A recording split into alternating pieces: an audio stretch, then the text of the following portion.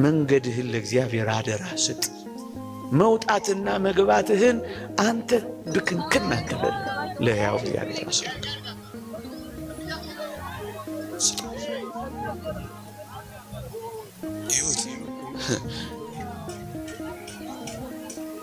እጅግ ብርቱ በሆነው ጠላት ቤት ፊት ሞገስ እንዴት እንደሰጠው ተመልከቱ።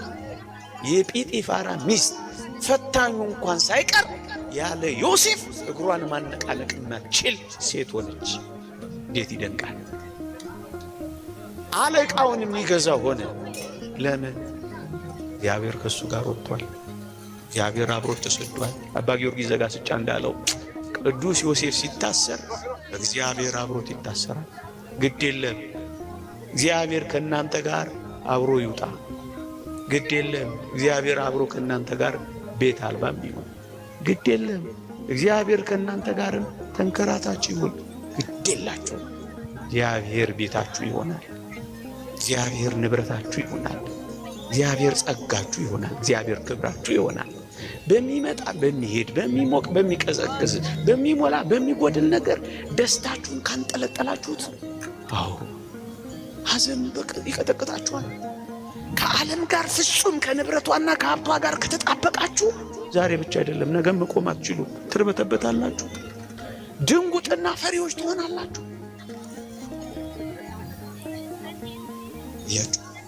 ስለተጣበቅንባት እኮ ነው የምንደነግጠው። ሁሉም ነገር ቋሚና የኛ ስለሚመስለን እኮ ነው የምንሸበረው። ይሄ ደግሞ ለዓለምና በዓለም ለሚኖሩ ሰዎች ይመቻቸዋል። ግንስ ብርቱዎች ከሆን ቀና ካል በምስጋና ከኖር እግዚአብሔር ሌላ ቀን እግዚአብሔር ሌላ ታሪክ ያመጣል።